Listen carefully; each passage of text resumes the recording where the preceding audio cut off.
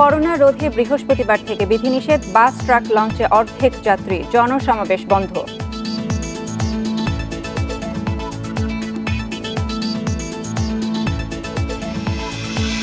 Omicron থেকে বয়স্কদের বাঁচাতে স্বাস্থ্যবিধি মানার পরামর্শ, আতঙ্ক নয় সচেতনতার আহ্বান।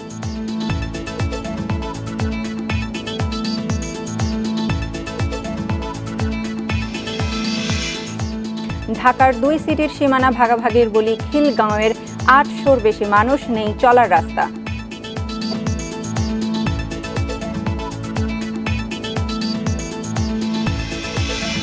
বিশ্বে মোট করোনা আক্রান্ত ছাড়ালো 31 কোটি। ভারতের নতুন ধরন শনাক্ত, বাড়ছে সংক্রমণ।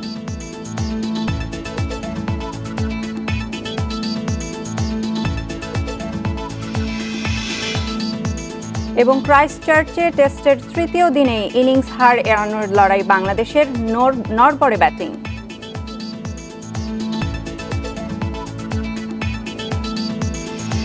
স্বাগত ইন্ডিপেন্ডেন্ট সংবাদের, সাথে আছি আমি সাইনা ইসলাম এবং আমি আলী আশরাফ। শুনছিলেন শিরোনাম, যাচ্ছি পুরো খবরে। করোনার নতুন ধরন ওমিক্রনের বিস্তার ঠেকাতে বৃহস্পতিবার থেকে সারা দেশে আরোপ হচ্ছে বিধিনিষেধ। এ বিষয়ে প্রজ্ঞাপন জারি করেছে মন্ত্রিপরিষদ বিভাগ। বিধিনিষেধ অনুযায়ী বাস, ট্রেন, লঞ্চ চলবে অর্ধেক যাত্রী নিয়ে। উন্মুক্ত স্থানে করা যাবে না সামাজিক, রাজনৈতিক, ধর্মীয় সমাবেশ। বেশ কিছুদিন ধরেই দেশে করোনা সংক্রমণের ধারা ঊর্ধ্বমুখী। বাড়ছে করোনা ভাইরাসের নতুন ধরন ওমিক্রনে আক্রান্ত রোগীর সংখ্যাও। ভাইরাসের বিস্তার ঠেকাতে বিধিনিষেধ আরোপের ইঙ্গিত মিলেছিল আগেই। সোমবার এ বিষয়ে প্রজ্ঞাপন জারি করে মন্ত্রিপরিষদ বিভাগ। প্রজ্ঞাপনে বলা হয়েছে, দেশের আর্থসামাজিক অবস্থা, অর্থনৈতিক কর্মকাণ্ড সচল রাখতে সামগ্রিক বিবেচনায় শর্ত সাপেক্ষে খোলা থাকবে সরকারি বেসরকারি অফিস আদালত, দোকানপাট ও বাজারে যেতে বাধ্যতামূলকভাবে পরতে হবে মাস্ক। স্বাস্থ্যবিধি নিশ্চিতে সারা দেশে পরিচালনা করা হবে মোবাইল কোর্ট। ধারণ ক্ষমতার অর্ধেক যাত্রী নেওয়া হবে বাস, ট্রেন, লঞ্চে। বিদেশ থেকে আসা যাত্রীদের টিকা সনদ প্রদর্শন ও র্যাপিড অ্যান্টিজেন টেস্ট করতে হবে। রেস্তোরাঁয় বসে খেতে এবং আবাসিক হোটেলে থাকতে হলেও দেখাতে হবে টিকা কার্ড। উন্মুক্ত স্থানে করা যাবে না ধর্মীয়, সামাজিক ও রাজনৈতিক সমাবেশ। 12 বছরের ঊর্ধ্বের ছাত্রছাত্রীদের শিক্ষা মন্ত্রণালয়ের নির্ধারিত তারিখের পর টিকা সনদ ছাড়া শিক্ষা প্রতিষ্ঠানে প্রবেশের অনুমতি দেওয়া হবে না বলে জানানো হয় প্রজ্ঞাপনে। 13 জানুয়ারি থেকে পরবর্তী নির্দেশ না দেওয়া পর্যন্ত কার্যকর থাকবে এসব বিধিনিষেধ। Hasib Mahmud Shah, independent news, Dhaka. দেশে করোনার নতুন ধরন ওমিক্রনের সঠিক তথ্য পেতে জিনোম সিকোয়েন্স বাড়ানোর তাগিদ বিশেষজ্ঞদের। ওমিক্রন নিয়ে আতঙ্কিত না হয়ে সচেতনতার আহ্বান তাদের। বিশেষজ্ঞদের পরামর্শ, টিকা নিলেও পরিবারের বয়োজ্যেষ্ঠদের সুরক্ষিত ও নিরাপদ রাখতে স্বাস্থ্যবিধি কঠোরভাবে মেনে চলতে হবে। বিশ্বের 100টিরও বেশি দেশে ছড়িয়েছে করোনার নতুন ধরন ওমিক্রন। দেশেও করোনার নতুন ধরনে আক্রান্তের সংখ্যা ও হার বাড়ছে। করোনার অতি সংক্রমণ ধরন ওমিক্রন মোকাবিলায় এরই মধ্যে বিধিনিষেধ আরোপ করেছে স্বাস্থ্য বিভাগ। বয়স্কদের রোগ প্রতিরোধ ক্ষমতা কম হওয়ায় তাদের বিষয়ে অধিক সচেতনতার পরামর্শ বিশেষজ্ঞদের। বয়স্করা আক্রান্ত হওয়া মানে তাদের যদি ডায়াবেটিস থাকে, হাইপারটেনশন থাকে, কার্ডিয়াক ডিজিজ থাকে, লাং ডিজিজ থাকে, ক্যান্সার থাকে, তারা কিন্তু অমিক্রন হোক আর যাই হোক, যখনই একটু দুর্বল হয় ইমিউনিটি কমে যায়। ইমিউনিটি কমলে তাদের মৃত্যুর সম্ভাবনাও থাকে। আমরা যারা ইয়াং বাইরে যাব তারা যেমন স্বাস্থ্যবিধি মানব, ঘরে যখন ফিরব তাদের সামনে আমরা যাওয়ার আগে আমরা নিজেদেরকে পরিষ্কার পরিচ্ছন্নতার দিকে খেয়াল রাখব। প্রতিদিন যেসব নমুনায় করোনা শনাক্ত হচ্ছে সেগুলোকে দ্রুত জিনোম সিকোয়েন্সিং করে পদক্ষেপ নেয়ার তাগিদ বিশেষজ্ঞদের। এছাড়া ওমিক্রন যেহেতু সহজেই একজনের থেকে অন্যজনে ছড়িয়ে পড়ে, তাই যে কোনো জনসমাগম এড়িয়ে চলার পরামর্শ তাদের। অমিক্রন যে খুব দুর্বল রোগ তা না, ভবিষ্যতে হার্ট অ্যাটাক, অনেকের লাং ফাইব্রোসিস, অনেকে ম্যালেজ, অনেকে সব ভুলে যাবে। যাতে কোনোভাবেই এই যে ভ্যারাইটি হোক, ডেল্টা হোক আর অমিক্রন হোক, আমরা যেন করোনার থেকে মুক্তি পাওয়ার জন্য স্বাস্থ্যবিধি মেনে চলি। স্বাস্থ্যবিধি মানার উপরে নির্ভর করে যে আমরা সংক্রমণ কতখানি ঠেকাতে পারবো, কতখানি ছড়াবে। আপনারা সবাই দেখতে পাচ্ছেন যে সংক্রমণে ঊর্ধ্বগতি দেখা যাচ্ছে, সে বিষয়টার ব্যাপারে সরকার সতর্ক রয়েছে। দেশে প্রথম ওমিক্রন শনাক্ত হয় 10 ডিসেম্বর। তবে করোনার নতুন ধরনে আক্রান্ত কেউই গুরুতর অসুস্থ নন। Buddhadeb Kundu, independent news, Dhaka. দেশে নতুন করে একদিনে করোনার রোগী প্রায় 50% বেড়ে 2200 ছাড়িয়েছে। সেই সঙ্গে 24 ঘন্টায় শনাক্তের হার ছাড়িয়েছে 8.5%। দেশে করোনায় আরও 3 জনের মৃত্যু হয়েছে। মৃতদের মধ্যে 3 জনই পুরুষ।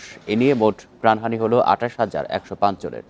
852টি ল্যাবে 24 ঘন্টায় 26,143 নমুনা পরীক্ষায় করোনা শনাক্ত হয়েছে 2,231 জনের। পরীক্ষা বিবেচনায় শনাক্তের হার 8.53%। সোমবার স্বাস্থ্য অধিদপ্তরের বিজ্ঞপ্তিতে জানানো হয়, দেশে মোট করোনা আক্রান্তের সংখ্যা দাঁড়ালো 15,95,931 জনে। সুস্থ হয়েছেন আরও 208 জন। এ নিয়ে মোট সুস্থ 15,51,113 জন।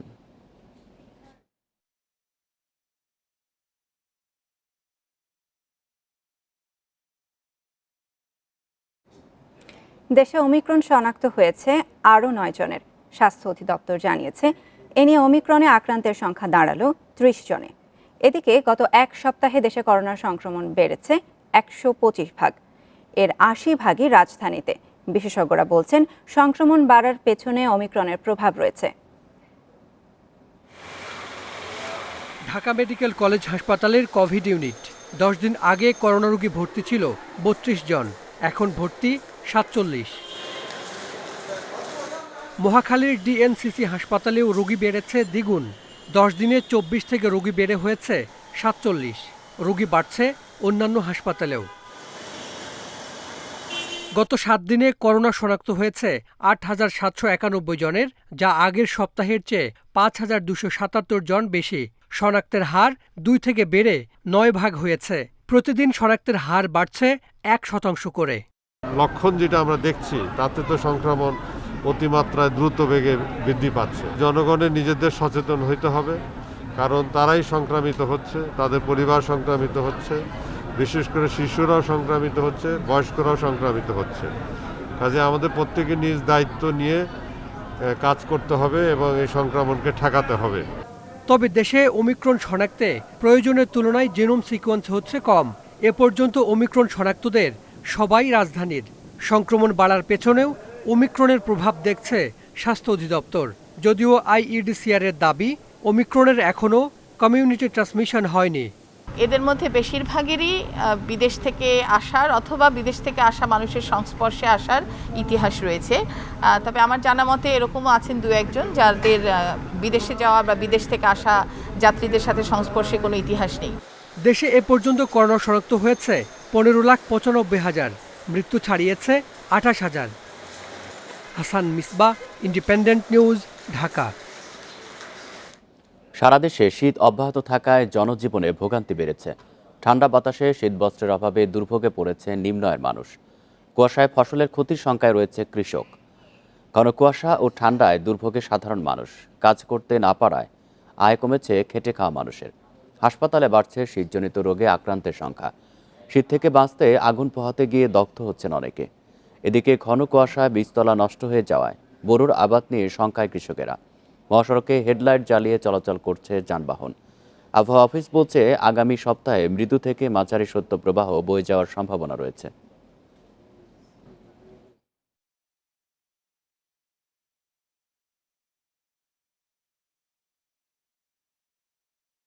কুয়াশায় বিছন নষ্ট হচ্ছে, ওষুধপাতি দিচ্ছি, পানি দিচ্ছি, শীত ফেলবার লাগছে সকাল বিকাল। ঠান্ডাতে কাজ করতে পারি না, কাপড় চোপড়ের অভাব, শরীর গুলে না, খাওয়া দাওয়ারও সমস্যা। পরিস্থিতি নিয়ে আরও জানাতে আমাদের সাথে মৌলভীবাজার ও রংপুর থেকে যোগ দিচ্ছেন সহকর্মীরা। প্রথমেই মৌলভীবাজার থেকে আমাদের সাথে যোগ দিচ্ছেন তুহিনুর রশিদ। তুহিন, আজ মৌলভীবাজারের শীত পরিস্থিতি কেমন দেখছেন, আর সাধারণ মানুষ কী ধরনের দুর্ভোগে পড়ছেন জানাবেন। দেখুন, মৌলভীবাজারে কিন্তু এই জানুয়ারি মাসে শীতের তীব্রতা দেখা যায়, আমরা প্রত্যেক বছরই দেখে থাকি এবং এবছরও জানুয়ারির শুরু থেকে এখানে মৃদু শৈত্যপ্রবাহ বয়ে চলছে।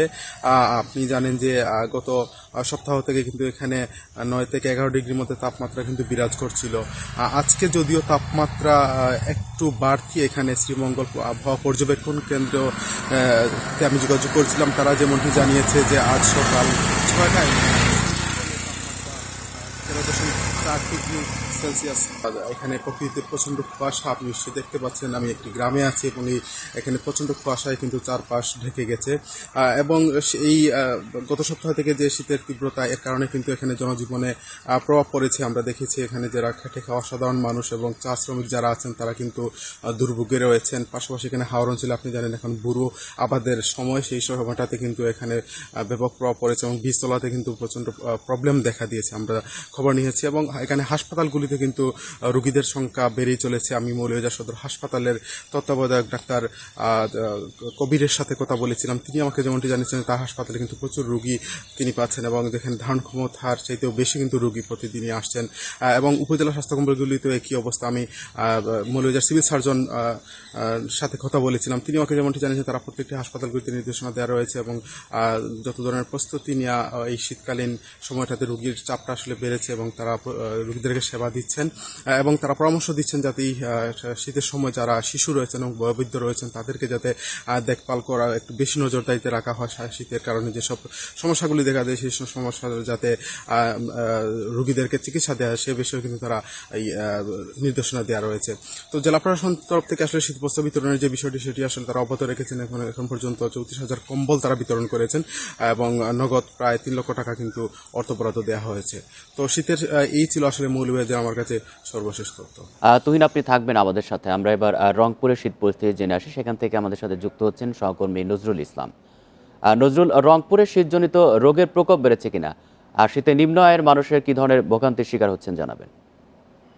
দেখুন, আসলে গত ডিসেম্বর মাস থেকে কিন্তু জানুয়ারি এ পর্যন্ত রংপুর মেডিকেল কলেজ হাসপাতালের তথ্য অনুযায়ী দেখা গেছে যে প্রায় 300 জনের উপরে কিন্তু বিভিন্ন বয়সের মানুষ তারা শীতজনিত রোগে আক্রান্ত হয়ে ভর্তি রয়েছেন। আর একটা বিষয় জানা গেছে যে রংপুর মেডিকেল কলেজ হাসপাতালে আমরা দেখেছি যে অর্থাৎ যারা নিম্ন আয়ের মানুষ যারা খেটে খামান তারা খড়কুটো চালিয়ে এই শীত নিবারণের জন্য আগুন পড়ে থেকে দগ্ধ হয়ে পর্যন্ত 70 জন ভর্তি রয়েছে। 4 জন নারী মারা গেছে, সব থেকে বেশি কিন্তু মারা যাচ্ছে নারী, কারণ তার অসাবধানতার কারণে কিন্তু তারা অর্থাৎ মারা যাচ্ছে এই শীতের সময়। আর এটি কিন্তু গ্রাম অঞ্চলে হয়ে থাকে, অর্থাৎ আমরা দেখেছি যে বেশি পঞ্চগড়, ঠাকুরগাঁ, লিখনামারি, লালমনিরহাট, কুড়িগ্রামের রাজারহাটে কিন্তু এই ঘটনাটি ঘটে গেছে। তবে এখন পর্যন্ত যেটি দেখা যাচ্ছে যে আগামী কয়েকদিনের ভিতরে আরো শীতের তীব্রতা বেড়ে গেলে কিন্তু এটি আরো ভয়াবহ আকার ধারণ করতে পারে, এটি আসলে বলা হচ্ছে চিকিৎসকের পক্ষ থেকে। তবে একটা বিষয় জানেন যে রংপুর মেডিকেল কলেজ হাসপাতালের তথ্য অনুযায়ী যেটি দেখা গেছে যে এটি কিন্তু আসলে রংপুরের উপজেলাগুলোতে যে স্বাস্থ্য কমপ্লেক্স রয়েছে সেখানেও কিন্তু এরকম শীতজনিত রোগে আক্রান্ত হয়ে তারা ভর্তি রয়েছেন। আর জেলা প্রশাসন পক্ষ থেকে যারা নিম্ন আয়ের মানুষ, যারা ছিন্নমূল আয়ের মানুষ, তাদেরকে কিন্তু কম্বল বিতরণ করা হচ্ছে এবং এর পাশাপাশি আমরা দেখেছি যে মেট্রোপলিটন পুলিশ কমিশনার এবং জেলা পুলিশ তারাও কিন্তু শীতবস্ত্র বিতরণ করছেন। কয়েকদিন আগে আমরা দেখেছি যে মেট্রোপলিটন পুলিশ কিন্তু রাত্রে এবং বিভিন্ন জায়গাতে গিয়ে তারা অর্থাৎ ছিন্নমূল আয়ের মানুষ যারা এতিম বাচ্চা রয়েছে মাদ্রাসায় তাদেরকে কম্বল বিতরণ করছেন। তো সব মিলে দেখা যাচ্ছে যে আগের তুলনায় এখন কিন্তু শীতের যে প্রকোপ বেড়ে গেছে, আগামীতে আরো বেড়ে যাবে এবং মৃদু এবং শৈত্যপ্রবাহ যে বেড়ে আসবে সেটি কিন্তু আবহাওয়া অফিসের পক্ষ থেকে বলা হচ্ছে। মৌলভীবাজার এবং রংপুর থেকে জানাচ্ছিলেন আমাদের সহকর্মীরা। রাজধানীর অসহায় ছিন্নমূল মানুষের মাঝে শীত বস্ত্র বিতরণ করেছেন আওয়ামী লীগের বন ও পরিবেশ উপকমিটি। সোমবার রাতে রাজধানীর মালিবাগ রেলগেটে এ শীত বস্ত্র বিতরণ করা হয়। শীত বস্ত্র বিতরণের আগে আওয়ামী লীগের বন ও পরিবেশ সম্পাদক দেলোয়ার হোসেন বলেন, শীতে মানুষের কষ্ট মেনে নেওয়া যায় না, তাই মানুষের প্রতি সহমর্মিতা নিয়ে আওয়ামী লীগ সভানেত্রী শেখ হাসিনার নির্দেশে অসহায় মানুষের পাশে দাঁড়িয়েছেন তারা। এ সময় সব দুর্যোগে একমাত্র আওয়ামী লীগই গরিব অসহায় মানুষের পাশে আছেন বলেও মন্তব্য করেন দলটির নেতারা।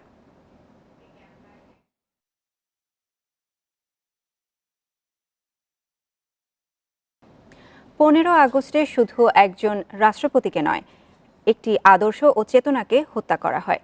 বঙ্গবন্ধুর স্বদেশ প্রত্যাবর্তন দিবসের আলোচনায় একথা বলেছেন প্রধানমন্ত্রী শেখ হাসিনা। স্মৃতিচারণ করে বঙ্গবন্ধু কন্যা আরও বলেন, 10 জানুয়ারি বঙ্গবন্ধুর দেয়া ভাষণেই ছিল স্বাধীন বাংলাদেশ পরিচালনার সকল দিক নির্দেশনা। 10 জানুয়ারি 1972 জাতির পিতা বঙ্গবন্ধু শেখ মুজিবুর রহমানের ঐতিহাসিক স্বদেশ প্রত্যাবর্তন দিবস। বঙ্গবন্ধুর জন্মশতবার্ষিকী উদযাপন জাতীয় কমিটি দিবসটি উপলক্ষে বিটিভি অডিটোরিয়ামে মুক্ত স্বদেশে জাতির পিতা শিরোনামে আয়োজন করে আলোচনা ও সাংস্কৃতিক অনুষ্ঠানের। এতে গণভবন থেকে যুক্ত হন প্রধানমন্ত্রী। আলোচনায় 10 জানুয়ারির স্মৃতিচারণ করে বঙ্গবন্ধু কন্যা বলেন, দেশে ফিরে তিনি তার পরিবারের কাছে না গিয়ে সবার আগে জনতার কাছেই ছুটে যান। আমাদের কথা না, বা আমার মার কথাও চিন্তা করেনি, আমাদের কাছে আসেনি, আমার দাদা দাদিও তখন এখানে। দেশে ফেরার পর বঙ্গবন্ধুর ঐতিহাসিক ভাষণে পূর্ণাঙ্গ রাষ্ট্র ব্যবস্থা গড়ে তোলার দিক নির্দেশনা ছিল বলে উল্লেখ করেন প্রধানমন্ত্রী। একটি পূর্ণাঙ্গ পরিকল্পনা তার এই ভাষণে আমরা পেয়েছি, যে স্বাধীন বাংলাদেশ কি আদর্শ নিয়ে গড়ে উঠবে, অসাম্প্রদায়িক চেতনার বাংলাদেশ, ক্ষুধা দারিদ্র্যমুক্ত বাংলাদেশ, উন্নত সমৃদ্ধ বাংলাদেশ, দুঃখী মানুষের মুখে হাসি ফুটিয়ে সোনার বাংলা গড়ে তোলার প্রত্যয় তিনি ব্যক্ত করেছিলেন। তৃণমূলের ক্ষমতায়নও তাদের ভাগ্যের পরিবর্তন চেয়েছিলেন বঙ্গবন্ধু। একথা উল্লেখ করে শেখ হাসিনা বলেন, সেই আদর্শ ও চেতনাই হত্যা করা হয় 15 আগস্টে। 15 আগস্টের পর থেকে যারা ক্ষমতায় এসেছিল তারা এভাবেই রাষ্ট্রটা চালিয়েছিল। সেখানে 15 আগস্টের খুনি, স্বাধীনতা বিরোধী, যুদ্ধাপরাধী, মানবাধিকার লঙ্ঘনকারী তারাই ক্ষমতায় বসেছিল। তাই মানুষের ভাগ্য কিন্তু পরিবর্তনের কোনো চেষ্টা তারা করেনি। এর আগে গণভবনে অন্য আরেকটি অনুষ্ঠানে বঙ্গবন্ধুর স্বদেশ প্রত্যাবর্তন দিবস উপলক্ষে বিশেষ ডাক টিকিট অবমুক্ত করেন প্রধানমন্ত্রী। Zahidul Bashar, independent news, Dhaka. রাজধানীতে 2 সিটি কর্পোরেশনের সীমানা ভাগাভাগির বলি 800-র বেশি মানুষ। তারা সবাই রাজধানীর খিলগাঁওয়ের রিয়াজবাগের বাসিন্দা। ডিএসসিসি তুলছে সীমানা প্রাচীর, আর তাতেই চলাচলে রাস্তা থাকছে না ডিএনসিসির বাসিন্দাদের। তবে মানবিক দিক বিবেচনায় সমস্যার সমাধানের আশ্বাস দিয়েছে 2 সিটি কর্তৃপক্ষ। খিলগাঁও কবরস্থান, এই পিলারগুলোর এক পাশে ঢাকা দক্ষিণ সিটি কর্পোরেশনের 1 নম্বর ওয়ার্ডের অন্তর্ভুক্ত, অন্য পাশ উত্তর সিটি কর্পোরেশনের 23 নম্বর ওয়ার্ড। কবরস্থানের সীমানা নির্ধারণ করে প্রাচীর তুলছে ডিএসসিসি, আর তাতেই বিপাকে পড়েছেন উত্তর ঢাকার প্রায় 800 বাসিন্দা। খিলগাঁওয়ের রিয়াজবাগের 53% জায়গায় বসবাসকারীদের বের হওয়ার একমাত্র পথ কবরস্থানের পাশ দিয়ে 5 নম্বর সড়ক, যা সীমানা প্রাচীরের কারণে বন্ধ হয়ে যাচ্ছে। যখন কবরস্থান আরম্ভ হয় 30 বছর আগে, তখন আমরা নিজেরাই অর্থায়ন করে, আমাদের নিজস্ব অর্থায়নে রাস্তাটা ভরাট করি, আমরা ভরাট করে এদিক দিয়ে চলাচল করতেছি। এদিক দিয়ে বিদ্যুতের লাইন, পানির লাইন, সোয়ারেজের লাইন আমরা নিজেরাই করছি। এই রাস্তাটা যদি বন্ধ হয়ে যায় তাহলে আমাদের চলাচলের রাস্তা সম্পূর্ণই বন্ধ হয়ে যাবে। আমরা যে ঘর থেকে বের হবো তার কোনো আর অন্য কোনো উপায় নাই। যেহেতু 3টা সাইড আমাদের এখানে বাউন্ডারি, যাওয়ার কোনো ক্যাপাসিটি নেই। এই রাস্তাটা যদি বন্ধ করে দেয় তাহলে মরা ছাড়া কিছুই থাকবে না। ঢাকা দক্ষিণ সিটি কর্পোরেশন বলছে, আইনগতভাবে রাস্তা করে দেওয়ার সুযোগ নেই, তবে মানবিক দিকটি বিবেচনা করা যেতে পারে।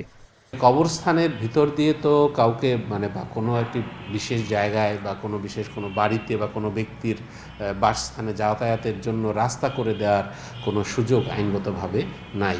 শুধু আইনগত দিক থেকেই না, এটা মানবিক একটি বিষয় এটার সাথে জড়িত। স্থানীয়দের সমস্যা সমাধানে আশ্বাস দিচ্ছে ঢাকা উত্তর সিটি কর্পোরেশনও।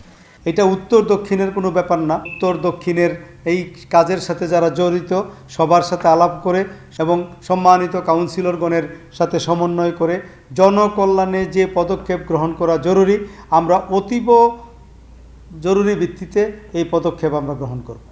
তবে রিয়াজবাগের বাসিন্দাদের এই সংকট কবে নাগাদ সমাধান হবে তা নিশ্চিত করেনি 2 সিটি কর্তৃপক্ষ। বনি ইবনে কামাল, ইন্ডিপেন্ডেন্ট নিউজ, ঢাকা। নারায়ণগঞ্জে নৌকা ডোবানোর কোনো সুযোগ নেই বলে হুঁশিয়ারি দিয়েছেন নারায়ণগঞ্জের এমপি শামীম ওসমান। সোমবার সাম্প্রতিক নানা ইস্যু নিয়ে আয়োজিত এক সংবাদ সম্মেলনে তিনি এসব কথা বলেন। কেউ কেউ নৌকার সাথে থেকে নৌকার ক্ষতির চেষ্টা করছেন বলেও অভিযোগ তার। সিটি নির্বাচনে স্বতন্ত্র প্রার্থী তৈমুর আলম খন্দকারের পক্ষ নিয়েছেন নারায়ণগঞ্জের এমপি শামীম ওসমান। এমন অভিযোগ করেন আওয়ামী লীগের মেয়র প্রার্থী ডাক্তার সেলিনা হায়াত আইভী। তৈমুর আলম খন্দকার সে বিএনপিরও প্রার্থী না, সে জনগণেরও প্রার্থী না, সে গডফাদার শামীম ওসমান, নাসিম ওসমানের প্রার্থী। সোমবার সংবাদ সম্মেলনে সরাসরি না বললেও তাকে নিয়ে ওঠা আলোচনার প্রতিক্রিয়া জানান শামীম ওসমান। অভিযোগ করেন নির্বাচন এলেই তাকে কেন আলোচনায় আনা হয়। নৌকার সাথে থেকে নৌকার ক্ষতি করার অপচেষ্টা করা হচ্ছে বলেও অভিযোগ করেন তিনি। নারায়ণগঞ্জে বিএনপি জামায়াতের ঠাঁই নেই বলে মন্তব্য করেন এই সাংসদ।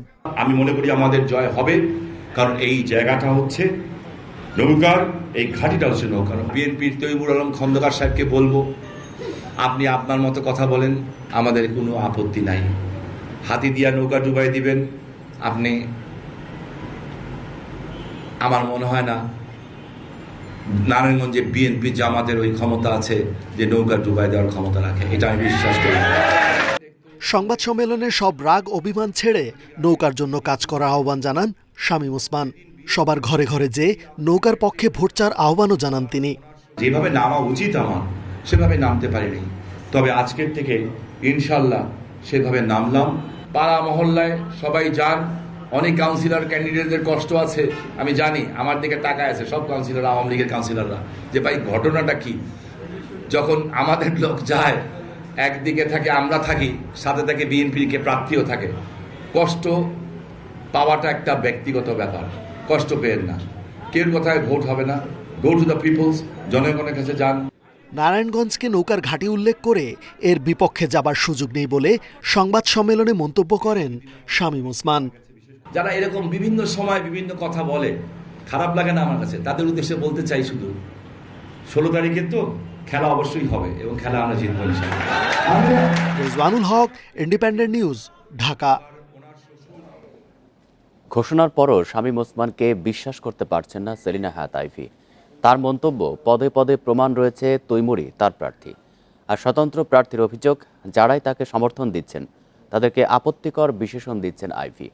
সোমবার নির্বাচনী প্রচারণায় এমন পাল্টাপাল্টি অভিযোগ করেন দুইজন। 16 জানুয়ারি নারায়ণগঞ্জ সিটি কর্পোরেশন নির্বাচন। নৌকার প্রার্থী সেলিনা হায়াত আইভী। ধানেশীষ বা বিএনপি অংশ না নিলেও প্রার্থী হয়েছেন তৈমুর আলম খন্দকার। এই দুইজনের বাইরে আলোচনায় আছেন নারায়ণগঞ্জের সংসদ সদস্য শামীম ওসমান। তাকে নিয়ে প্রতিদিন বিতর্কে জড়াচ্ছেন আইভী ও তৈমুর। হয়তো কেউ আমার মতো শুনে না। নিজের অবস্থান পরিষ্কার করতে সংবাদ সম্মেলন করেছেন শামীম ওসমান। তারপরও সেলিনা হায়াত আইভীর সন্দেহ রয়েই গেছে। আমি বিগত 20 বছর যাবত ওনার মুখে বহুবার শুনেছি শামীম ওসমান ওনাকে নারায়ণগঞ্জ থেকে বিতাড়িত করেছে, শামীম ওসমান ওনার চেম্বারে গুলি করেছে, শামীম ওসমান ওনার বাড়িতে যে ওনার বাবাকে মেরেছে, মাকে মেরেছে। এটা তো ওনার মুখের গল্প। আজকে যখন ওনার মুখেই গডফাদারকে সাধু বানানোর চেষ্টা করা হচ্ছে, তাহলে আপনারাই বুঝে নেন উনি কি চাচ্ছে এবং কার উনি প্রার্থী। আইভীর এই অভিযোগ বরাবরই প্রত্যাখ্যান করে আসছেন তৈমুর আলম খন্দকার। আমাকে যদি প্রতিদ্বন্দ্বী প্রার্থী যদি মনে করে কেউ আমাকে সমর্থন দেয় না, আমাকে সমর্থন দেয়, তাকে সমর্থন দেয় না, তার সম্পর্কে তার নামের পিছনে বিভিন্ন এটা কি বিশ্লেষণ লাগায় তাকে পত্রিকার মধ্যে তাদেরও এটা কি বলে চরিত্র হনন করা হয়। আলোচনায় শামীম ওসমান থাকলেও দুই প্রার্থী গুরুত্ব দিচ্ছেন জনসংযোগে। Mahmudul Hasan, independent news, Dhaka. যশোরের অভয়নগরের সুন্দলী ইউনিয়নের 1 নম্বর ওয়ার্ডের নবনির্বাচিত সদস্য উত্তম সরকার খুন হয়েছেন। সোমবার রাত 8টার দিকে হরিশপুর প্রাথমিক বিদ্যালয়ের কাছে তাকে গুলি করে দুর্বৃত্তরা। অভয়নগর থানার ওসি জানান, সুন্দলী বাজার থেকে হরিশপুর গ্রামের বাড়িতে ফিরছিলেন উত্তম সরকার। হরিশপুর প্রাথমিক বিদ্যালয়ের কাছে পৌঁছলে সন্ত্রাসীরা তাকে গুলি করে। এতে ঘটনাস্থলেই নিহত হন উত্তম সরকার। পরে গুলির শব্দে গ্রামবাসী ছুটে এলে পালিয়ে যায় সন্ত্রাসীরা। কারা এই ঘটনা ঘটিয়েছে তা এখনও জানা যায়নি। পূর্বশত্রুতার জের ধরে হত্যাকাণ্ড বলে প্রাথমিকভাবে ধারণা করছে পুলিশ। ঢাকা মেডিকেল কলেজ হাসপাতালে 4র্থ শ্রেণীর কর্মচারীদের সঙ্গে ছাত্রলীগের পাল্টাপাল্টি ধাওয়া ও সংঘর্ষে ঘটনা ঘটেছে। এ সময় হাসপাতালের বিভিন্ন ওয়ার্ডে ভর্তি রোগীদের মধ্যে আতঙ্ক ছড়িয়ে পড়ে। সোমবার দুপুর 12টার দিকে এই ঘটনা ঘটে। আউটসোর্সিংয়ের জনবল নিয়োগের দরপত্র জমা দেওয়ার সময় এই সংঘর্ষ হয়। কলেজ শাখা ছাত্রলীগের অভিযোগ, বিনা উস্কানিতে 4র্থ শ্রেণীর কর্মচারীরা তাদের ওপর হামলা করে। অন্যদিকে কর্মচারী সমিতির পক্ষ থেকে বলা হয়, নিয়োগ টেন্ডারে অর্থের ভাগ পেতে কলেজ প্রশাসনের পক্ষে অবস্থান নিয়ে ছাত্রলীগ তাদের ওপর এই হামলা চালায়। পরে পুলিশ ও হাসপাতালের পরিচালক গিয়ে পরিস্থিতি শান্ত করেন।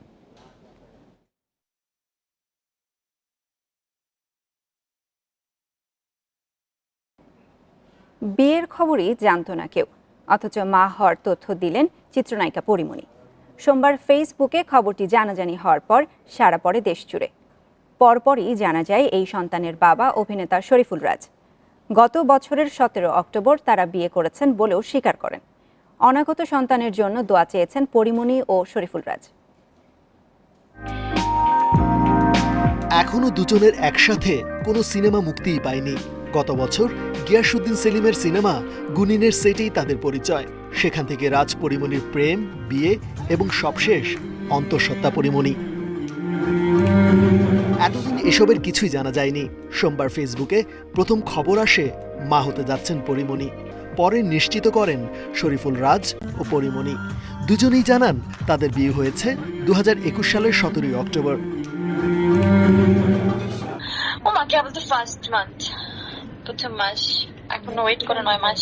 এখন যখন আমাকে কনফার্ম করলো যে এটা পজিটিভ, তখন বিশ্বাস করে আমার খালি মনে হয়েছে যে পৃথিবীর সব থেকে পাওয়ারফুল ইভেন্টটা আমি, মনে হচ্ছে আমার দুটা ডানা গজায় গেছে, আমি উঠতেছি।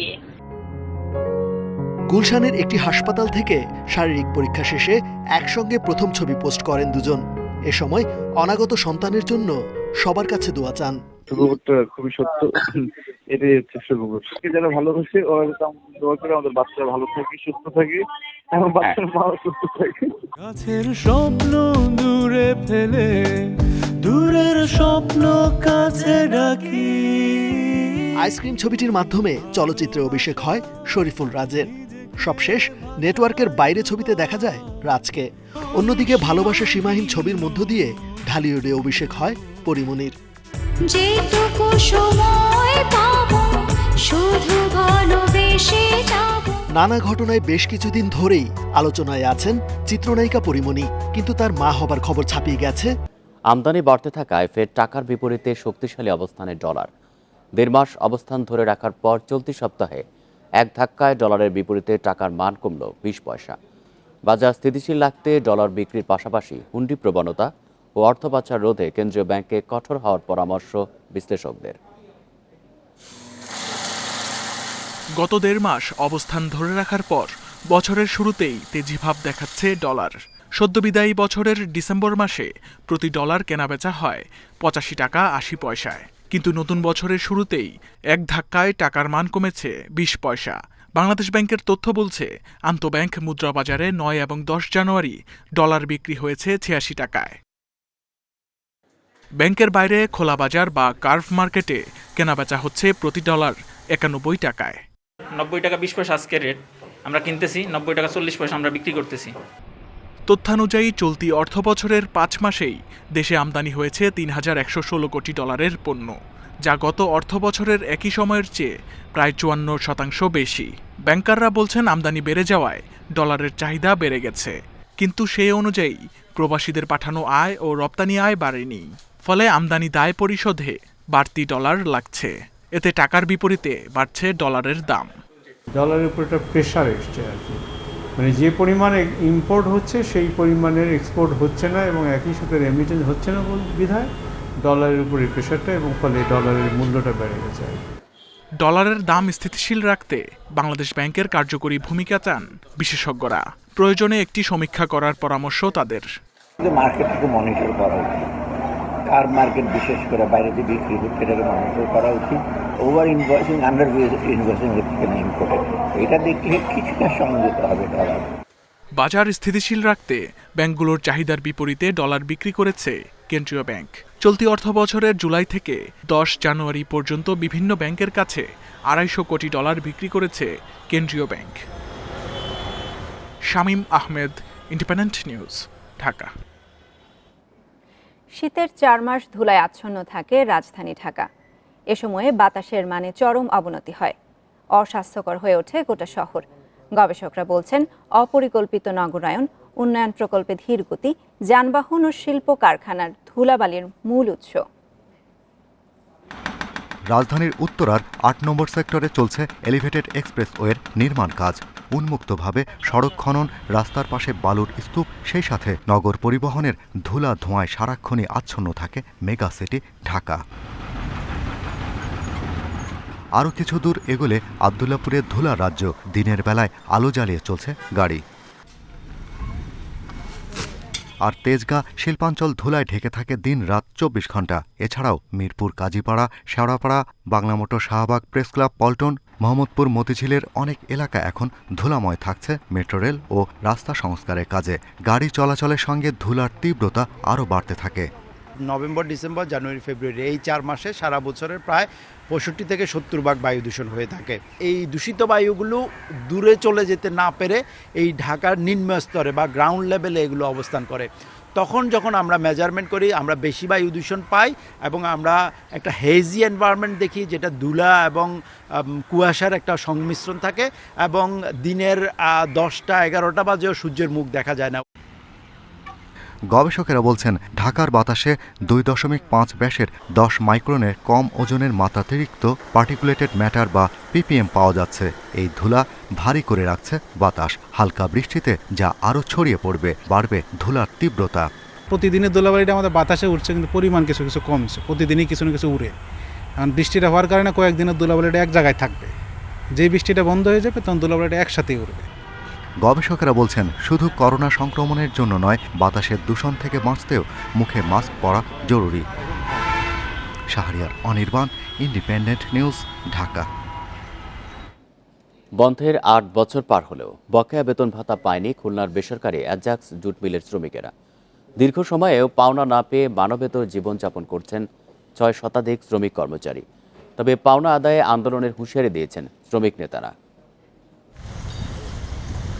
খুলনার শিরোমণি এলাকায় বেসরকারি অ্যাজাক্স জুট মিলে লোকসানের অজুহাতে 2013 সালে বন্ধ ঘোষণা করে মালিক কাউসার জামান বাবলা। সে সময় কর্মরত শ্রমিকদের বকেয়া পাওনা 1 মাসের মধ্যে পরিশোধের ঘোষণা দেয় মালিক পক্ষ। 2015 সালে কাউসার জামান বাবলা মিলটি বিক্রি করে দেন অন্য মালিকের কাছে। বর্তমান মালিক মান্নান তালুকদার মিলটি কেনার পর 1350 জন শ্রমিকের পাওনা পরিশোধ করলেও বাদ পড়ে যান 610 জন শ্রমিক। আমরা খাই না খেয়ে আছি কোনো রকমে, আমাদের ছেলেমেয়েদের লেখাপড়া বন্ধ হয়ে গেছে। আমরা দাগ দিন বড় এলাকায় বর্তমানে খাইতে লইতে পারতেছি না, খুব কষ্ট হচ্ছে। আমরা দারিদ্র্য সীমার নিচে বাস করতেছি, যা বলার কোনো ভাষা নাই। বকেয়ার জন্য বারবার আন্দোলন করেও কোনো লাভ হয়নি বলে অভিযোগ শ্রমিক নেতাদের। ডিসি মহোদয়ের অফিসে আমরা স্মারকলিপি দিয়েছি প্রধানমন্ত্রী বরাবর। আগামীতে আমাদেরও আন্দোলনের কর্মসূচি আছে, হয়তো আমরা জনসভা করে জনসভার মাধ্যমে আমাদের বিভিন্ন দপ্তরে চিঠিপত্র দিয়ে আমরা আন্দোলনে নামব। শ্রমিকরা যাতে তাদের পাওনা বুঝে পায় সেই চেষ্টা করা হচ্ছে বলে জানান বিভাগীয় শ্রম দপ্তরের পরিচালক। পাওনা পরিশোধের বাকি রয়েছে, সেটা পরিশোধের জন্য আমরা অত্যন্ত তৎপর। স্থানীয় জেলা প্রশাসন এবং শ্রম অধিদপ্তর, ইন্ডাস্ট্রিয়াল পুলিশ, লোকাল থানা পুলিশ, আমরা সর্বাত্মক তৎপর রয়েছি যাতে শ্রমিকের দেনা পাওনা দ্রুত পরিশোধ হয়। বকেয়া পরিশোধের জন্য প্রয়োজন 15 কোটি টাকা। সব অনিশ্চয়তা দূরে ঠেলে দ্রুত অর্থ সংস্থান করে পাওনা পরিশোধের দাবি শ্রমিকদের। Independent news desk. উদ্বোধনের অপেক্ষায় রাঙামাটি শহরের রিজার্ভ বাজার পুরান বস্তি সেতু ও দুর্গম নানিয়াচরের চেঙ্গি সেতু। দৃষ্টিনন্দন সেতু দুটি নিয়ে স্থানীয়দের উচ্ছ্বাসের শেষ নেই। তারা বলছেন যাতায়াতে দুর্ভোগের অবসানের পাশাপাশি এলাকায় অর্থনৈতিক উন্নয়নে সেতু দুটি বিশেষ ভূমিকা রাখবে। রাঙামাটি থেকে নানিয়ারচর উপজেলায় পৌঁছাতে একমাত্র নৌপথই ছিল ভরসা। সড়ক যোগাযোগ বিচ্ছিন্ন থাকায় সব দিক দিয়ে পিছিয়ে ছিল উপজেলাটি। তবে চেঙ্গি নদীর উপর নির্মিত সেতু বদলে দিয়েছে এলাকার চিত্র। সেনাবাহিনীর তত্ত্বাবধানে 500 মিটার দীর্ঘ এই সেতু নির্মাণে ব্যয় হয়েছে প্রায় 225 কোটি টাকা। সড়ক জনপথ বিভাগের অর্থায়নে 2021 সালে নির্মিত এ সেতু চালু হয়েছে পরীক্ষামূলকভাবে। স্থানীয়রা বলছেন পাহাড়ের অনগ্রসর এ অংশে চেঙ্গি সেতু খুলে দিয়েছে সম্ভাবনার দুয়ার। এখন বৃষ্টি হওয়ার পর আমাদের আর এখন কোনো চিন্তা নেই, এখন আমরা খুব ভালোই আছি। একজন গর্ভধারিণী মাকে যখন রাঙামাটি অথবা চট্টগ্রাম রেফার করতো, হয়তোবা ব্রিজের কারণে, যাতায়াতের কারণে অনেক রোগী রাস্তার মধ্যে মৃত্যুবরণ করতো। যে সময়টা আমাদের এখন সেভ হচ্ছে, এটা আসলে মানে অভাবনীয় বিষয়। এই ব্রিজ আমাদের এলাকার চেহারা পরিবর্তন হয়ে যাবে, এলাকার মানুষের জীবনযাত্রার মান উন্নতি হবে। এদিকে 6 দশকের অপেক্ষার অবসান ঘটিয়েছে রাঙামাটি শহরের রিজার্ভ বাজার পুরান বস্তি সেতু। 1960 সালে কাপ্তাই বাঁধ দেওয়ার কারণে রাঙামাটি শহর থেকে বিচ্ছিন্ন হয়ে যায় এলাকাটি। এরপর থেকে আধুনিক প্রায় সব সুবিধা থেকে বঞ্চিত পুরান বস্তির মানুষ। দাঁড়াই থাকতে হয়তো বোটের জন্য, নৌকার জন্য, চাপানোর জন্য, আজ এখন আর দাঁড়াইতে হয় নাই। আমরা অনেক উপকার হয়েছে এই ব্রিজটা হওয়াতে। এই ব্রিজটা পাওয়াতে আমাদের পুরনপাড়া এলাকাবাসীর দীর্ঘদিনের আশা আকাঙ্ক্ষা পূরণ হয়েছে। পার্বত্য চট্টগ্রাম উন্নয়ন বোর্ড বলছে যোগাযোগ সহজ হওয়ার পাশাপাশি পর্যটক আকর্ষণে গুরুত্বপূর্ণ ভূমিকা রাখবে সেতু দুটি। ব্রিজের পরে নানিয়াচর পর যদি আমরা লংগদুর রুটটা যদি কানেক্টিভিটি যদি হয়ে যায়, তাহলে তার পাশাপাশি আমরা সোজা আমরা বাগাইছড়ি হয়ে সাজেক আমাদের যাওয়ার সেই সুযোগটা অতি সহজে হয়ে যাবে। রিজার্ভ বাজার পুরান বস্তি সেতুটির নির্মাণ ব্যয় হচ্ছে প্রায় 17 কোটি টাকা। Independent news desk. নদীগর্ভে বিলীন হওয়া 6 মাস পরও সংস্কার হয়নি মাদারীপুরের রাজৈরের একটি সড়ক। মূলত দুই দপ্তরের উদাসীনতার কারণেই কুমার নদের গর্ভে বিলীন সড়কটির 200 মিটার অংশ উদ্ধার হয়নি বলে অভিযোগ স্থানীয়দের। ফলে চরম দুর্ভোগ পোহাচ্ছেন দুটি ইউনিয়নে অন্তত 10,000 মানুষ। মাদারীপুরের রাজৈরের টেকেরহাট বন্দর থেকে কবিরাজপুর সড়কের দৈর্ঘ্য 9 কিলোমিটার, যার মধ্যে 4 কিলোমিটার অংশ কুমার নদের পার ঘেঁষে হয় তা নির্মাণ করেছে পানি উন্নয়ন বোর্ড। বাকি অংশের কাজ করেছে এলজিইডি। গত জুনে কুমার নদের অব্যাহত ভাঙনে নদীগর্ভে বিলীন হয় গোয়ালবাথান এলাকার সড়কটির 2 মিটার অংশ। ফলে উপজেলা শহর ও টেকেরহাট বন্দর থেকে যোগাযোগ বিচ্ছিন্ন হয়ে পড়ে হরিদাসদি ও মহেন্দ্রদী উপজেলার 10,000 মানুষ। 6 মাসেও সড়ক সংস্কার না হয় বাধ্য হয়েই 10 কিলোমিটার পথ ঘুরে যাতায়াত করছেন স্থানীয়রা। একই সাথে আসন্ন বর্ষায় হুমকির মুখে পড়েছে প্রায় 200 বিঘা কৃষিজমি। মূলত সরকারের দুই দপ্তরের উদাসীনতায় এই ভোগান্তি বলে অভিযোগ স্থানীয়দের। রাস্তাটি ধরেন প্রায় বর্ষাকাল থেকেই ভেঙে গেছে, এখন নির্মাণ করা হয় নাই, যাতায়াত করা কষ্ট। শীতকালে যদি রাস্তা কমপ্লিট না হয়, কিন্তু না হইলে অসুবিধা, আমাকে দানা জমি সব শেষ। এলজিইডি বলছে পানি উন্নয়ন বোর্ড বেড়িবাঁধ নির্মাণ না করায় রাস্তা নির্মাণ করা সম্ভব হচ্ছে না। আর পাওবোর দাবি অর্থ বরাদ্দ পেলেই শুরু হবে সংস্কার কাজ। বেড়িবাঁধটা গত বর্ষা মৌসুমে নদী ভাঙনের কারণে ভেঙে যায় 150 মিটার অংশ। যদি পানি উন্নয়ন বোর্ড যদি বাঁধের কাজটা সে সমাপ্ত করে দেয়, তাহলে আমরা এটা মেরামত করব, এলজিইডি থেকে মেরামত করে দেবো। বোর্ডে আমরা বরাদ্দের জন্য চেয়েছি এবং ডিজাইন এবং বোর্ড থেকে বরাদ্দ পাওয়া গেলে আমরা এখানে আগামী বর্ষার পূর্বে কাজটি করতে পারবো বলে আশা করছি। 2018-19 অর্থ বছরে 2 কোটি 8 লাখ টাকা খরচ করে এই সড়কটি পাকা করা হয়। Independent news desk. বিশ্বে করোনায় মোট আক্রান্তের সংখ্যা 31 কোটি ছাড়িয়েছে। এর মধ্যে একদিনে শনাক্ত হয়েছে 19,17,000। এদিকে বিশ্বে মোট প্রাণহানি ছাড়িয়েছে 55,11,000। 24 ঘন্টায় মারা গেছে 4,000-এর বেশি মানুষ। একদিনে সর্বোচ্চ 849 জন মারা গেছে যুক্তরাষ্ট্রে। দেশটিতে একদিনে সর্বোচ্চ শনাক্ত হয়েছে 5 লাখ। এ নিয়ে যুক্তরাষ্ট্রে মোট আক্রান্ত ছাড়ালো 6 কোটি। রাশিয়ায় 24 ঘন্টায় করোনায় মারা গেছে 741 জন। চিলিতে বাড়তে শুরু করেছে ওমিক্রন সংক্রমণ, ফলে টিকার 4র্থ ডোজ দেওয়া শুরু করেছে দেশটির সরকার। ভারতের স্বাস্থ্যকর্মী ও 60 ঊর্ধ্ব মানুষদের বুস্টার ডোজের আওতায় এনেছে দেশটির সরকার।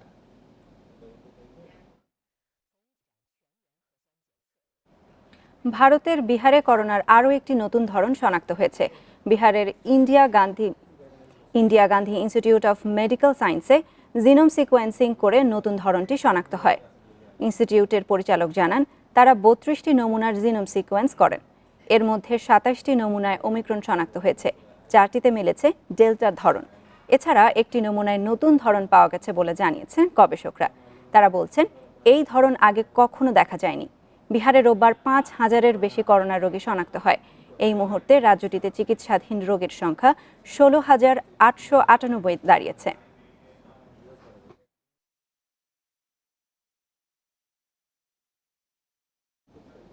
আফগানিস্তানের নানগারহার প্রদেশে মর্টার শেল বিস্ফোরণে অন্তত 9 শিশু নিহত হয়েছে।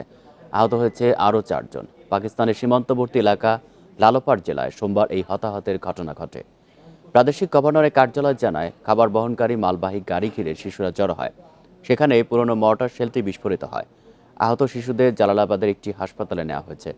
কয়েক দশকের যুদ্ধের কারণে আফগানিস্তানে বহু অবিস্ফোরিত ল্যান্ডমাইন রয়েছে।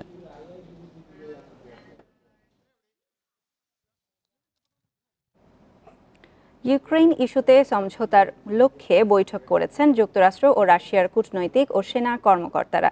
সোমবার সুইজারল্যান্ডের জেনেভায় এই বৈঠক অনুষ্ঠিত হয়।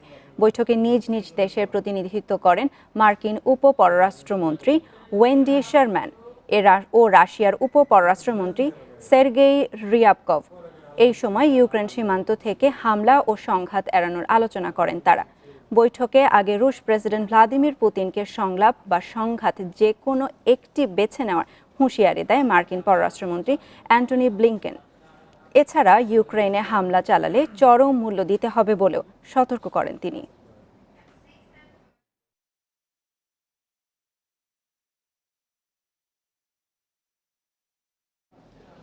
কাজাখস্তানে জ্বালানির দাম বাড়ানোর প্রতিবাদে বিক্ষোভের পেছনে অভ্যুত্থানের চেষ্টা দেখছেন দেশটির প্রেসিডেন্ট কাসিম জোমার্ট তোকায়েভ। রুশ প্রেসিডেন্ট ভ্লাদিমির পুতিন ও মস্কো নেতৃত্বাধীন সামরিক জোটের নেতাদের সঙ্গে ভার্চুয়াল বৈঠকে একথা জানান তিনি। এদিকে ভ্লাদিমির পুতিন বলেছেন, আন্তর্জাতিক সন্ত্রাসীদের লক্ষ্যবস্তু ছিল কাজাখস্তান। স্বাধীনতা ৩০ বছরে সবচেয়ে ভয়াবহ অস্থিরতার মধ্যে কাজাখস্তান। জ্বালানির দাম দ্বিগুণ করার প্রতিবাদে ২ জানুয়ারি দেশজুড়ে শুরু হয় বিক্ষোভ। সময়ের সঙ্গে তার রূপ নেয় সহিংসতায়। স্বরাষ্ট্র মন্ত্রণালয়ের হিসাবে এক সপ্তাহে প্রাণ হারিয়েছেন নিরাপত্তা বাহিনীর ১৬ সদস্য সহ ১৬৪ জন। সহিংসতা দমনে দেশজুড়ে জরুরি অবস্থা জারি ও মস্কোর নেতৃত্বাধীন সামরিক জোট কালেকটিভ সিকিউরিটি ট্রিটি অর্গানাইজেশন CSTOর কাছে সহায়তা চান কাজাক প্রেসিডেন্ট কাসিম জোমার্ট তোকায়েভ। পরে সেনা পাঠানোর অনুমোদন দেয় রাশিয়া সহ জোটের ৬ সদস্য দেশ। এর পরিপ্রেক্ষিতে ২৫০০ সেনা কাজাখস্তানে পাঠায় মস্কো। সোমবার অনুষ্ঠিত CSTOর বৈঠকে কাজাক প্রেসিডেন্ট বলেন, বিক্ষোভকারীদের সাংবিধানিক শৃঙ্খলা অবমাননা, সরকারি প্রতিষ্ঠানে ভাঙচুরে ক্ষমতা দখল ও অভ্যুত্থানের চেষ্টা স্পষ্ট। স্নাইপাররা রাইফেল নিয়ে ও প্রশিক্ষিত লোকজন হামলা চালিয়েছে। সন্ত্রাসীরা সেনা ও নিরাপত্তা বাহিনীর ইউনিফর্ম পরেছিল। তারা নিজস্ব সংযোগ লাইন ব্যবহার করেছে। বিক্ষোভে অংশগ্রহণকারীদের ঢাল হিসেবে ব্যবহার করেছে। অঞ্চলটিতে কোনো বিপ্লব বরদাস্ত করা হবে না বলে জানিয়ে দিয়েছেন রুশ প্রেসিডেন্ট ভ্লাদিমির পুতিন। তবে সময় হলে কাজাখস্তান থেকে সেনা প্রত্যাহার করা হবে বলে জানিয়েছেন তিনি। CSTOর শান্তিরক্ষা বাহিনী কাজাখস্তানে পাঠানো হয়েছে। সে দেশের প্রেসিডেন্টের যতদিন ঠিক মনে করবেন ততদিন সেনারা সেখানে থাকবে। অভিযান শেষ হলে সেনা প্রত্যাহার করা হবে। কাজাখস্তানের পরিস্থিতি স্থিতিশীল আছে বলে জানিয়েছে কর্তৃপক্ষ। রোববার ১৪০০-র মতো নাগরিককে নিজ দেশে ফিরিয়ে নিয়েছে রাশিয়া। সায়রা খান, ইন্ডিপেন্ডেন্ট নিউজ। ক্রাইস্টচার্চ টেস্টের তৃতীয় দিনেই ইনিংস পরাজয় এড়ানোর লড়াইয়ে বাংলাদেশ। প্রথম ইনিংসে চরম ব্যাটিং বিপর্যয়ের পর ফলো অনে পড়ে টাইগাররা। তৃতীয় দিন সকালে দ্বিতীয় ইনিংসে ব্যাট করতে নামে মুমিনুলরা। চা বিরতি পর্যন্ত সফরকারীদের সংগ্রহ ৩ উইকেটে ১১৫ রান। দিনের শুরুতে সাদমান ও নাইমের ব্যাটিংয়ে আস্থা খুঁজে পায় টাইগাররা। তবে ব্যক্তিগত ২১ রানে জেমিসনের বলে আউট হন সাদমান। এরপর শান্তকে নিয়ে ৪৪ রানে জুটি গড়েন নাইম। তবে দলীয় ৭১ রানে সাজঘরে ফেরেন শান্ত। মুমিনুল নাইম জুটিতে শতক পার হলেও ১ ওভার পরই সাউদির শিকারে পরিণত হয় নাইম। একের পর এক উইকেট পতনে ইনিংস ব্যবধানে হারের শঙ্কায় বাংলাদেশ।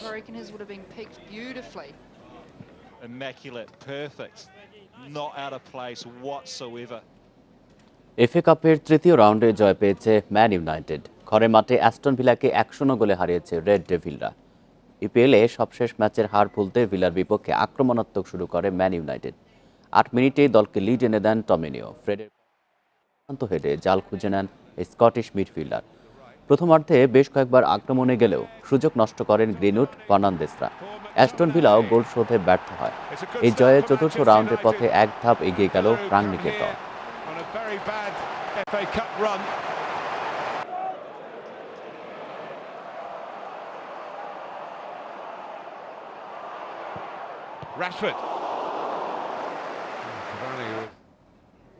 তুর্কমেনিস্তানে নরকের দরজা বলে পরিচিত মরুভূমির গর্তে আগুন নেভানোর নির্দেশ দিয়েছে দেশটির প্রেসিডেন্ট। পরিবেশ ও স্বাস্থ্যগত কারণে এই আগুন নেভানোর নির্দেশ দেওয়া হয়েছে। সেই সঙ্গে সেখান থেকে গ্যাস রপ্তানিও বাড়াতে চায় তুর্কমেনিস্তান। দশকের পর দশক ধরে তুর্কমেনিস্তানের বিশাল কারাকুম মরুভূমির এক গর্তে জ্বলছে আগুন। কারাকুম মরুভূমির দারওয়াজা গর্তে জ্বলা এই আগুনকে ঘিরে রয়েছে নানা রহস্য। নরকের দরজা খ্যাত মরুর বুকের এই গর্ত তুর্কমেনিস্তানের সবচেয়ে জনপ্রিয় পর্যটন আকর্ষণের একটি। দীর্ঘ ৫ দশক ধরেই আগুন জ্বলছে গর্তটিতে। স্থানীয় তুর্কমেন ভূতত্ত্ববিদদের মতে ১৯৬০-এর দশকে ভূতাত্ত্বিক কারণে এত বড় আকারের গর্ত তৈরি হয়েছে, আর এতে আগুন জ্বলতে শুরু করে ৮০-র দশকে। অনেকেই আবার মনে করেন ১৯৭১ সালে সোভিয়েত আমলে চালানো খনন কার্যক্রমের সময় এর সৃষ্টি।